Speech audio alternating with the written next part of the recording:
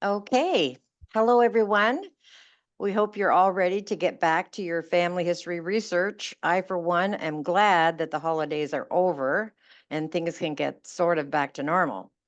To start us off, this is the first webinar of 2025 hosted by the Essex County branch of Ontario Ancestors, which now houses the Franco-Ontarian Research Centre. My name is Linda Urquhart. I'll be your host for tonight. Cindy Robichaud will be monitoring the questions.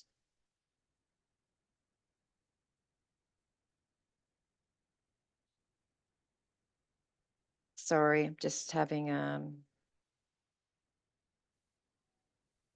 there we go. Before we start, we would like to acknowledge that the land on which the County of Essex is located is the traditional territory of the Three Fires Confederacy of First Nations, comprised of the Ojibwe, Ottawa, and Potawatomi peoples, which include the Huron or Wendat or Wyandot bands. As family historians, we have all answered the call to discover those who came before us, to share their names, to tell their stories, to remember them. No matter how difficult the history is, it needs to be shared so we can all learn and do better and be supporters of our local Indigenous communities. Thank you for joining us. Just a reminder that this presentation is being recorded and will be added to the Essex County Branch YouTube channel. Also at this meeting, everyone is muted and your camera is turned off during the presentation. Questions will be answered following the presentation. Just post your questions in the chat box as we go along. The chat box can be found by hovering your mouse at the bottom of your screen. There are a couple of handouts and we will be posting them later in the chat. There are many ways you can stay connected with us. Our webpage gives you access to many of the digitized collections of the Essex County Library, as well as the newly acquired Franco-Ontarian Research Centre Library, as well as many links to many useful resources. And you can contact us at either email address. The second one there goes directly to the Franco-Ontarian Research Centre. As a member of the Essex County branch, you can connect to the members virtual library. These are the current buttons available to you. I've noted with the red dot the most popular, these being cemetery transcriptions, church records, family histories, the Franco-Ontarian Genealogical Research Center, newspaper extractions, obituaries, school records, which include the yearbook collection, Trails newsletters, which include an index to the Society newsletters since 1990. Also from our webpage, you can connect to the Essex Marketplace where you can purchase some of the collection in digitized format. New materials from the Franco-Ontarian Research Centre are currently being added to the Marketplace, which includes a large collection of local Roman Catholic Church records. Another way to connect with the Essex branch of Ontario Ancestors is through the Facebook group. Currently, there are over 1,300 members. We invite you to join us. It's a great way to stay in touch with our events and where many family research questions are answered by very experienced family researchers like you. And if you miss a previous educational webinar, please connect to our YouTube channel under the video tab where the majority of our presentations are housed. They go back to over 10 years ago when our in-person meetings were recorded. And to connect to us locally, the Windsor Public Library Local History Branch houses the Essex County Branch Library. Check their website for their hours of operation. The Windsor Public Library has trained genealogical librarians who can assist you. The Prince Road address takes you to the Franco-Ontarian Genealogical Research Centre, which is open every Tuesday, 10 a.m. to 2 p.m., as well as the same hours on the second Saturday of each month. The volunteer staff will be delighted to assist you in researching your French ancestry. The Ontario Genealogical Society is hosting a one-day in-person seminar in London, Ontario on Saturday, May the 31st. The theme for the day is Your Genealogical Legacy, Plan, Prepare, and Share. And it is intended to be a day of education where attendees will learn the basics of how they can plan for their genealogy work to be preserved for future generations. Registration for members of OGS begins February the 15th at this website. Register now as there are only 100 spots available. Here are some upcoming dates of interest. On March the 6th to the 8th, watch the free online sessions of Roots Tech. Registration is now open. On Thursday, March the 6th, the Ontario Ancestors are presenting their March webinar, Getting into the Habit, Researching Female Religious in Your Family Tree. And then on Tuesday, March the 11th, the Essex County branch presents resources and collections available at the Windsor Museums. And on Tuesday, March 25th, the Family Tree Maker Group meeting is being held online at 2 p.m. Tonight's webinar is Mapping Early Black Settlement in Amherstburg and Colchester Township by Karleigh Kochaniec. Karleigh is a master's candidate in the Department of History at the University of Windsor. Her research looks at identity in Black settlements in 19th-century Windsor-Essex, with a focus on the impact of Julia Turner, a teacher and landowner in the region. Following the completion of her MA, Karleigh will begin her studies at Wayne State University as a Master of Library and Information Sciences student. So with that, I'm going to stop sharing my screen so that Karleigh can share hers. Go ahead, Karleigh. Hi. All right. Thank you so much for the introduction. I am just going to set on my screen share. Just give me one moment. Right.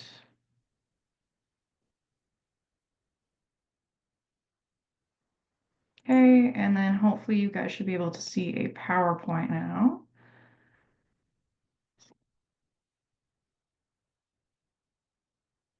Awesome. All right. All right, so hi everyone. So like Linda said, my name is Karleigh, and I'm currently in my second year of the master's program in the Department of History at the University of Windsor. And today I'm just going to talk about some of the research that I conducted during the summer of 2023, as well as some of the different methods and resources I used to complete the project.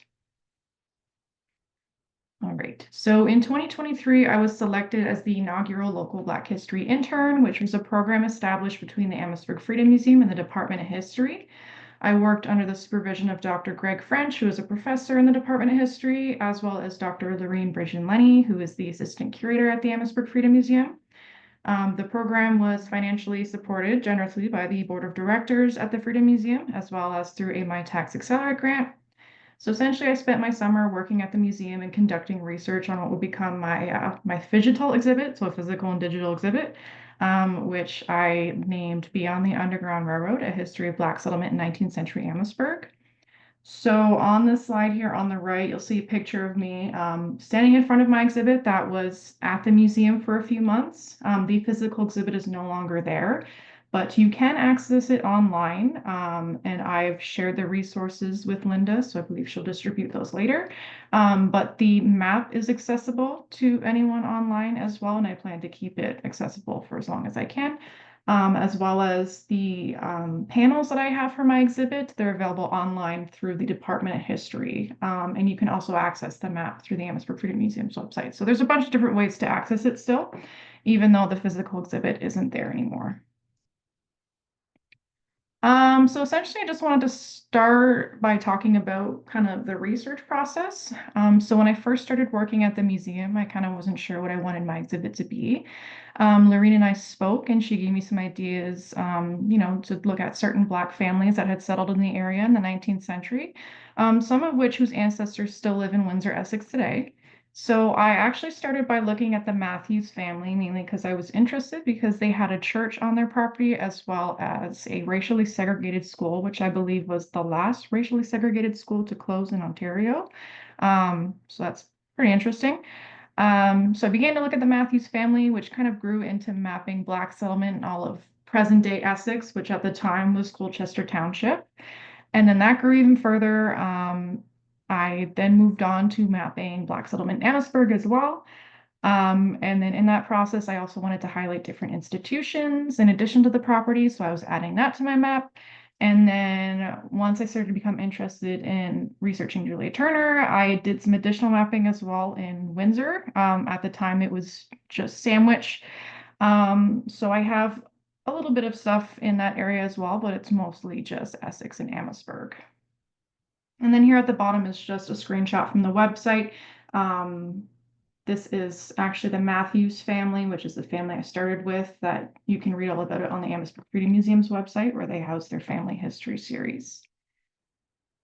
So one of the things I wanted to go over was just some of the secondary sources that I consulted that I feel like could be useful if you're looking at, different like local history or even just Black history or just local history in general. But so as part of my work, I researched local Black history as well as Black Canadian history. So one of the first sources that I highlighted is Meg Reiner's book, Heritage Buildings of Amherstburg. Now, it isn't specifically about Black history, but some of the buildings she discusses were owned or established by Black settlers in the 19th century. So that was very useful to me, learning more about the history of these buildings as well as maybe like where they were located. Edward Milo Johnson's book, New Canaan Freedom Land, The Blacks of Colchester Township, was actually very vital to mapping settlement in Essex, because essentially it's a very detailed book. He provides a lot of history on all sorts of families, and he kind of goes through the generations about, where they moved to or where they lived. So that was really vital to my research just because of, the amount of information that he has in there on the different Black families living in that area. So that was a really good resource if you're looking at, researching Black families that lived in Essex. Elise Harding Davis's The Colors of Essex County, Historic African Canadian Cemeteries, obviously focuses only on cemeteries. But this was very useful in the sense that when I was looking at Black institutions, I kind of wanted to figure out where, the centers of these communities were. And, unfortunately, a lot of these cemeteries are no longer there. There are a few remnants of some of these sacred places, but a lot of them, unfortunately, have been, farmed over or just, built on. So having this source was very nice for my research. Some of them are still here, but a lot of them aren't. And it's also helpful in just knowing, who was buried where. And then the last local history resource that I wanted to highlight was the book by the Amherstburg Bicentennial Book Committee. So Amherstburg 1796 to 1996, the new town on the garrison grounds. So I actually read through book 1 and 2. And although this looks at Amherstburg in a more general sense, there is a chapter, I believe it's in the first book, that focuses on Black settlement. So that was very helpful to myself. But it's also just very useful because it talks about different property owners as well as business owners in Amherstburg. And then the book actually provides the location of some of these places, and it provides different property information. So even if you're just looking at, property research or family research in Amherstburg in general, this was a really good source in my opinion. I also included 2 books in this list that just kind of talk about Black experiences in Windsor-Essex and other regions. One of the ones I highlighted is A Fluid Frontier, Slavery Resistance and the Underground Railroad in the Detroit River Borderland. So because it looks at the Detroit River region, we see American experiences as well as Canadian ones. Now, because it is the Detroit River region, we do see, local stuff to Windsor-Essex. Irene Moore Davis's chapter, she actually talks about different settlements in the area. So that was a kind of a starting point for me. She talks about the Marble Village in Amherstburg, and I kind of took that and just kind of went crazy with my research, and it really grew from that point. So it does have a lot of really good information on some local settlements, and you can use a lot of the, the resources that they use to do further research. Another book is also Unsettling the Great White North, Black Canadian History, which looks just at Canada. It brings in experiences from across the country and in varying time periods. There are a few chapters that do talk about, Windsor-Essex specifically, but it also talks about different communities, much like the settlements that we had here in different parts of Canada. So I thought it was interesting to just kind of see those resemblances. But it's kind of another good, like, general source to get started. Now, I wanted to highlight some of the primary sources that I used. So first and foremost, one of the most important ones for me were the primary sources that were provided to me by the Amherstburg Freedom Museum. So they do have the online family history series where Lorene actually wrote about a lot of families, and there are some primary sources that you can see as like pictures in these posts. But they have a collection of binders. There's this huge wall full of binders with tons and tons of information in them that have a lot of family histories there. And they also just house a lot of artifacts as well. So having access to that was pretty fantastic. And if you're doing research on Black families in Amherstburg, that is a really good place to go. Another important local source for me was the Marsh Historical Collection, where I was able to access a lot of newspapers, land records, maps, and research conducted by members of the community. I saw actually that Deborah Honor was on this call, which is funny because I used her research. So shout out to you. Thank you for the work you did because it was helpful to me. But yeah, there's some local researchers that have their work there. I also know Lorene and Mary Catherine at the museum. Some of the local researchers actually sent their stuff to them as well. So that is very helpful to me. Some of the research at the Marsh Historical Collection, I could not get it anywhere else, such as the property information. I had some records that I'll have pictures of in later slides that were super helpful once again in making my map. Now, in terms of the online resources that I used, two of them were Family Search and Ancestry, which do require payment, and I was lucky that the Amherstburg Freedom Museum actually had subscriptions to both of these websites. They are both a really great resource for finding birth and death records, as well as census records and newspapers. It's not always like necessary. You can find these things elsewhere, but just having all of this in one spot is really great. So if you're willing to make the payment, I would say that's a really good source that helped me out a lot.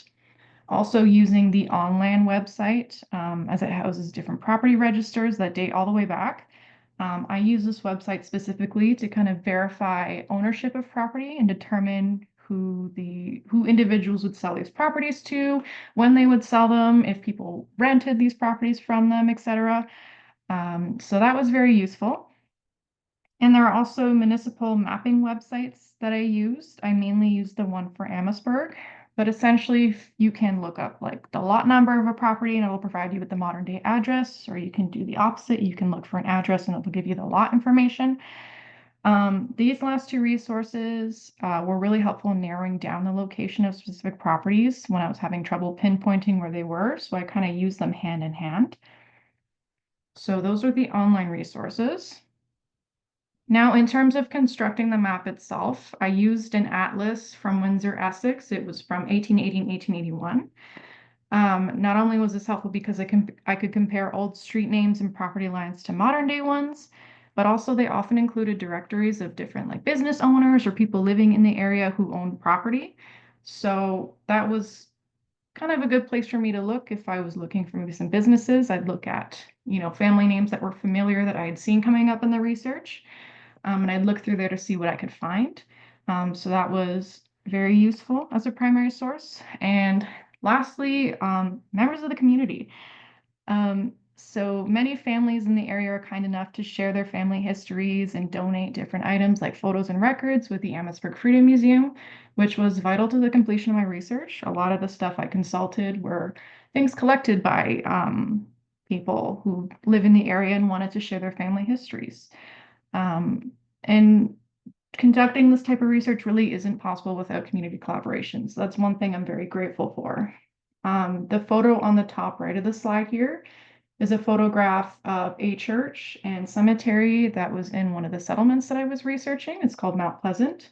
And so funny enough, Lorene and I were out taking pictures in Amherstburg for my exhibit. I wanted to have some pictures of some of the locations that I talked about. And we happened to run into a woman named Kathy Parks, and her family lives on the property that actually used to be the Mount Pleasant Church and Cemetery. And she actually brought us over and showed us that they have kind of like this little memorial area for those who were buried on the cemetery. Her husband had created some like tombstones for individuals who were buried there. And she told us that she actually had a postcard that had a picture of the cemetery on it. And this is something that, when I was talking to Lorene, who knows so much about this history, she said that she had never seen a picture of this church or cemetery before. So this might be the only known photograph we have of it. There might be some elsewhere that I just don't know about. But, the fact that people in the community were willing to help out with that kind of stuff, you know, it allowed me to find some really amazing things, such as this photograph. And then on the bottom there, I just have an example of a newspaper article that I was able to access through some of these sources here. And it talks about Juliet Turner, an individual that, again, I will talk about later on. So now that I've talked about the resources I used to make my exhibit, I kind of wanted to give a little tutorial of how I made the online map. So on this slide and in the resource list I provided, there are links to my map as well as the website you can use to make one. So it's called Google My Maps. On the right, I actually have a map of Anderton, which is the northern portion of present-day Amherstburg, and below is a screenshot of Anderton from my map. So when you compare the two, you can see how the roads line up, which I think is really cool. On the map, you'll see it's really small, but the Roman numerals on the bottom, those show the concessions. And then on, the right, you have numbers going down, and those are the lot numbers. And I think it's super cool because the concessions on the old map line up with the concessions that we have in the present day, which I'm sure other people knew about that, but I did not. So I thought that was really cool. So essentially, when I had a property number, I would first locate it on the atlas and then compare it to a present day map where I would then figure out where that property belongs. So now I'm going to try and kind of show you how I made my map. Let's see.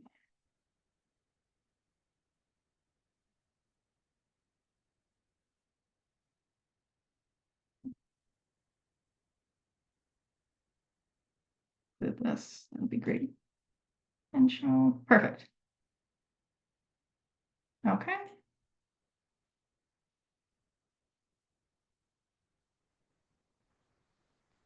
Sorry, it takes a moment to switch. All right, awesome. So now you should be able to see my map that I created. So again, this is Anderton here, and you can see the way that the concessions line up. So that's really cool. And now if I just zoom in, I just wanted to show you what it looks like. So when I click on it, for example, here's the Marble Village School, which was also known as the Quarry School. It was a school in a Black settlement known as Marble Village, hence the name of the school. And you can see that I was able to input descriptions for the point, add links and different resources. There's also photographs up here. So that is actually from the land registry website. I took a screenshot of the property record for that. And this is also a photograph, I believe it's from the Alvin D. McCurdy Fonds. It's children standing in front of the Marble Village School. So you're able to include photographs and stuff like that too, which I think is really awesome. So moving on to another map, I just wanted to show you how I made it. So now this is just a blank map that I opened up. I'm just zoomed in on a part of Amherstburg here. So it looks just like regular Google Maps, except you can add things yourself. What I think is really cool too, if you go on the left here, you see base map. You click on that arrow and you can change the way the map looks. So this one's satellite, so you can actually see all the buildings and the streets and everything. So depending on how you want your map to look, you can kind of change that up. Just keep it on the regular one for now though. And essentially when you want to add something to your map, you'll go up to the marker, hit add marker and pick a spot. So right here is where the library is. So I'll just type in library and then I can save it. So I can change the color of this point if I want to. So you can see my other map was color coded and had different icons. I did that on purpose to try and make it easier to find different points. So I can change it green and I can add a book to show that it's the library.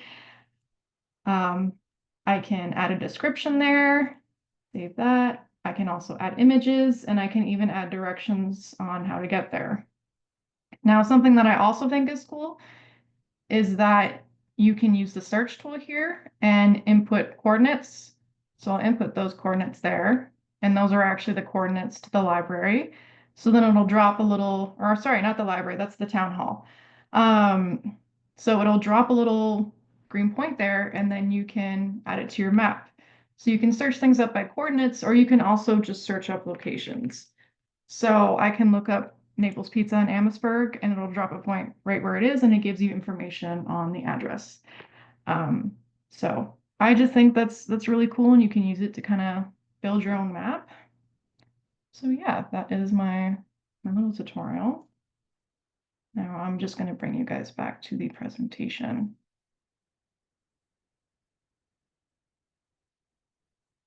All right. So now that I kind of talked about the map, I just kind of wanted to talk to you guys about the Turner family, which is one that I became really interested in when I was doing my research. So Henry and Rosina Turner, they were freedom seekers who arrived in Amherstburg in the late 1820s, and that's where they settled and raised their family. The couple, they were known to be engaged in some business ventures, such as owning a grocery store, which actually their son, William Turner, later carried on that tradition with his own shop. So in the center there, that's another screenshot from my map. You can see on the corner of, it is Fort and Sandwich Street, he had a shop. So that's actually right across from where the General Amherst High School is now. And he actually also owned property on the General Amherst property. So he owned some on both sides of the street. So I thought that was really cool. And it's cool because I live in Amherstburg. I drive by this spot all the time. So knowing that there used to be a grocery store there by, this man whose family I've done tons of research on is just really interesting to know. But anyway, so their daughter Julia is the person I've been doing a lot of research on. So she was a teacher and taught at multiple racially segregated schools in Windsor-Essex. So 3 of those were actually in Amherstburg, and then she later taught in Windsor or in Sandwich. So she owned lots of property. I know about 19 of these properties, but it is possible there are more that I don't know about. 18 of these properties I was able to actually locate on my map, some of which she either sold to family members, rented to family members, etc. Um, and what really drew me into knowing more about Julia Turner is also the fact that she never got married. So all of the money she accumulated through, selling properties or teaching belonged to her, didn't belong to anyone else. At the time, all the money belonged to, the father of the family or the husband of the family. So I thought that was pretty cool that everything that she earned was her own. And also, it was another thing for women to own property at that time. So again, during that time, women really usually only owned property if it was passed down to her by her father, or maybe her husband passed away and that's how she inherited it. It was pretty rare for women to buy property themselves, just given some of the social restrictions at the time. So I thought it was very, significant that she was, doing this all on her own. So I actually have pictures of different deeds. These are ones that I got from the Marsh collection. The one on the left actually has Julia and some of her siblings' names on it. I believe this was from when their mother passed away. So they had inherited part of, the family's land. And then the one on the far right, Julia actually became the sole owner of the land at one point. I don't remember the exact dates, but when she passed away, her estate was taken care of.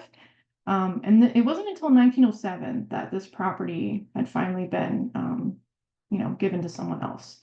So it took a really long time for them to sort that out because she passed away in 1900, and this is 7 years later. It took them quite a long time to figure out her properties because that's how much she had. So that's kind of what really drew me into her. And then I just wanted to conclude by talking about what I'm doing now. So I'm currently in the last semester of the program and I'm working on completing my major research paper, which I hope to defend this spring. My paper is based on the work I did with the museum, and I decided to focus specifically on Julia Turner, who I just mentioned. So now I'm looking at how Julia Turner's role as a landowner and an educator affected the community she existed in and how those communities affected her. So she owned property and taught in all of the settlements that I researched in my exhibit. So she, made a huge difference in all parts of Windsor-Essex. And so race and gender are a really important part of my analysis as they often shaped her experiences and also the way she did things. And I also want to briefly touch on her legacy in my paper, as it is clear to me that, she was a big deal in the community. In some of the newspaper articles I see, people describe her as being a well-respected member of the community. So that kind of shows that she really did make an impact in the formation of Black settlements in Windsor-Essex. And what I really like about that is that she's just an ordinary woman. Like, she's not some sort of famous, well-known person. She's just a regular woman, but she made a huge impact on our community. So that's why, another reason why I thought it was important to talk about her. So I'm in the process of writing my paper right now, but there's still some research that I've been doing just to fill in some blanks or, for my own self-fulfillment, because I really am interested in learning about all this stuff. I actually recently got a copy of a letter that Julia Turner wrote in 1859 to the American Missionary Association. And in this letter, she's asking for financial aid for one of the schools she worked in Amherstburg. So I have some screenshots of the letter right here. I actually got access to this about 2 weeks ago, so this is new and exciting for me still. I learned about the letter in an article written by Afua Cooper where she talks about Julia Turner. That's a really great article. You can look it up. I would recommend reading it. And Cooper does include portions of this letter in her journal. They transcribe it, but I wanted to see the actual letter for myself. So I went and reached out to the Amistad Research Center at Tulane University in New Orleans, Louisiana, where they have all the American Missionary Association papers and archives. And they were able to send me a scan of it, and I have the full letter. And just being able to see like her handwriting in itself is very cool. There was also more to the letter than what was included in that journal article. So now I know more about what she said. So that's a new and exciting discovery for me as of recently. Also on the right there, I have her obituary. So I'm aware that she was buried in Rosehill Cemetery in Amherstburg, which is also really cool for me to find out because I actually grew up right next to that cemetery. As a kid, I used to even like go skating on the pond there in the wintertime. So having this knowledge that she was buried in the cemetery that I grew up next to, and now as an adult, I'm doing research on her, it's, I don't know, it's just really cool to me, how all these things are connected. But now I'm trying to figure out where in the cemetery she was buried. I've done some research. I figured out like locations of where her family members were buried, but I can't find anything on her. So I'm hoping that one day I can figure that out, especially because some research showed different birth dates for her. And I'm hoping that if I can find where she was buried, her stone will say the year of her birth. So that would be really nice to kind of confirm that. But yeah, so that's kind of where I'm at right now. So thank you guys very much for taking the time to listen to my presentation. Thank you all for having me as well. I really appreciate you guys coming to listen to me ramble about all my research. So thank you.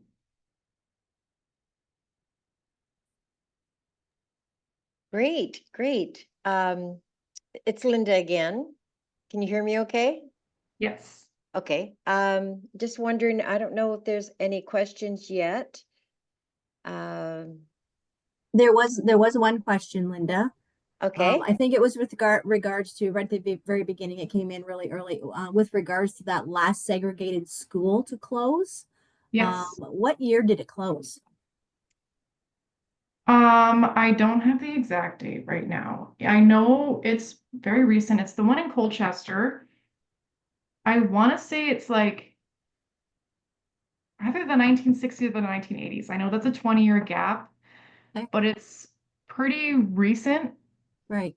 I guess. I mean, a lot of people here were already born by that point. Mhm. I'm sorry, I can't remember the exact date right now, but it's really recent. And the fact that it's one in Colchester is also just kind of mind-blowing that we still had segregated schools in this area, like not too long ago. But yeah, if I can look it up, I might be able to confirm that. All right. I just had a question. You mentioned Elsie Harding Davis's book, and I don't think I've ever seen that book. And I wondered, where did you find it? Like, is it for sale anywhere, or is it in a library anywhere? I know there were like a few copies that have been sent out. I don't know if there's any for sale. The Amherstburg Freedom Museum has a copy, but in the resource list that I made up, I put a link to it at the Windsor Library. They have a copy there. I don't know if they have multiple, but the Windsor Public Library does have them, so you can access it there. Ah, good, good. Okay, any other questions? I know that I was hoping that your next project was going to continue doing this kind of research. And I thought, okay, well, you've done the Amherstburg, Colchester area, but what about Windsor? Like I know there's like Elsie Harding Davis, I believe she has an actual store, no, maybe not a store, but a building somewhere where she has a lot of her research there. And there was like a set community in that area that was almost destroyed with urban planning, when they were Yeah. changing things around. So when you go into your next your actual research on your final thesis, are you going to be talking about things like that? Like you know, what happened to some of these people, or why did they have problems? Was there any racial tension, like that kind of thing? Were you looking at anything like that?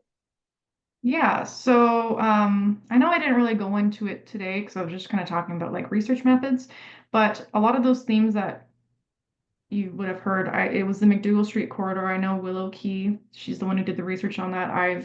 I'm pretty familiar with her work, and a lot of those themes of like racial tensions and then these communities kind of disappearing almost because of outside like external factors. You do see that with some of these settlements. So for example, I don't know how familiar with you guys are with Amherstburg, but there was a settlement called the Marble Village Settlement, which is along Texas Road. I actually live just nearby there. But growing up, I always heard of that area as known as being like Amherstburg's like Little Italy almost, because a lot of Italian families are living in that area. But before it was, Little Italy, it was Marble Village, and no one talks about that because eventually a lot of these people either moved out, whether it be on their own terms or outside factors. But a lot of these communities in Amherstburg aren't really talked about. So you do kind of see that happening as well. Okay, good. Cindy, do you have any questions? Yep, there's a bunch of questions now. Oh, good. Shelley asks, do you know where Julia's family came from in the States? Yes. So I always get it mixed up. Her parents were both freedom seekers. So one was from Kentucky and the other one was from Virginia. I don't know when they would have met and how they would have met because they were from different states. I assume maybe they had escaped and like met along the way. Um, but they likely probably were in northern states at one point because they did have two children with them when they came to Canada. So they likely both left the South on their own, met up in the North, and then moved to Canada afterwards. Okay, and then Tammy, she has the answer for the school closure. She says, I believe it was in 1965 when the school closed and the children were then sent to the school in Harrow. Yes, I had looked that up while I was thinking about that. So yes, you're right. I knew it was like 60s or 80s, so it's close. And then Pauline asks, how did you find out about the archive that the letter came from? And do you know if they have more that type of information in their records?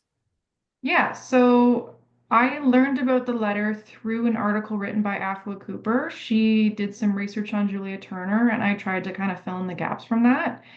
And when she talks about the letter, she left a citation saying that she got it from the Amistad Research Center at Tulane University.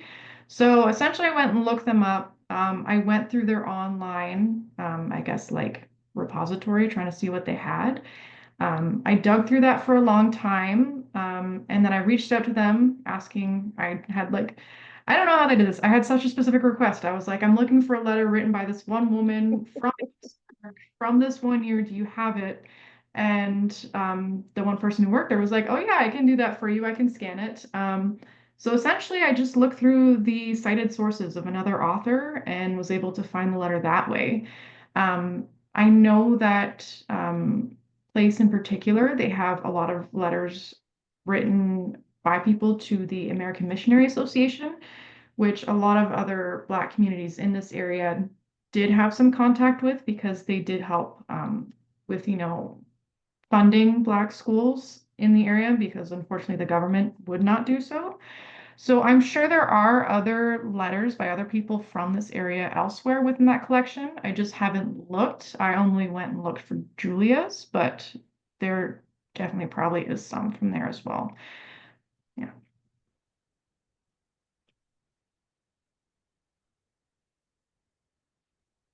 Okay, and then there's another message from Lori. Where was Mount Pleasant Cemetery? I seem to have missed that detail. Yeah, so Mount Pleasant actually is in Malden, so like southern Amherstburg. I can give you kind of the rough area. So if you're familiar with Amherstburg, it's on Second Concession Road, or sorry, Seventh Concession Road South, between Southside Road and Highway 20 or County Road 20. So it's kind of on that road there. There were a few other Black settlers that lived on the Seventh Concession there, and that's kind of where the church was.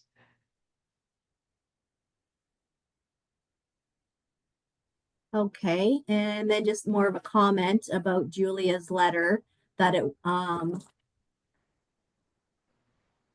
that is great that you went ahead and did that extra digging. You dug really deep to find that original source, contacted them, and then was able to pull the information that you needed. So they really appreciate the fact that you're reminding people, dig, dig, dig. Yeah. You never know where you're going to find something. Is the link to that source in the handout to their website? It is not, but I can send it to you guys if you want to look. I can send you kind of the website I went through. Okay, that'd be great. I suppose they could just Google it too. The name's on your presentation, right? Yeah, it's the On Amherstburg the Research slide. Center. Yeah. Okay. Okay. Yeah. And I don't know if you realize this or not, but we've determined that there is a little bit of a problem when the speaker is sharing the screen. Sometimes little gray boxes pop up. Okay. So it was wonderful that you actually provided your slides. So just so everyone knows, one of the handouts is actually her slide presentation. So if that little gray box was blocking anything for you, then she's offered to or provided her slides. So that's great. You can go back and look at the slides too.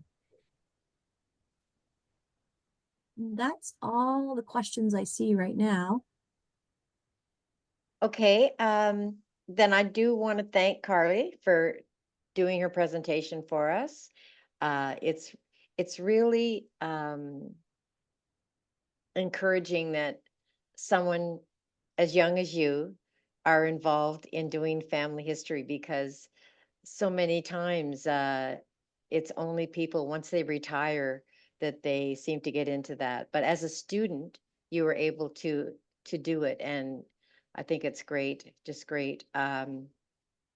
We have a little bit of family history information on the Essex branch site in the members library, in the members virtual library, but a lot of it is older material, because most of the newer material is under copyright, and so I'm not comfortable putting it up, even though you can't download anything from the library.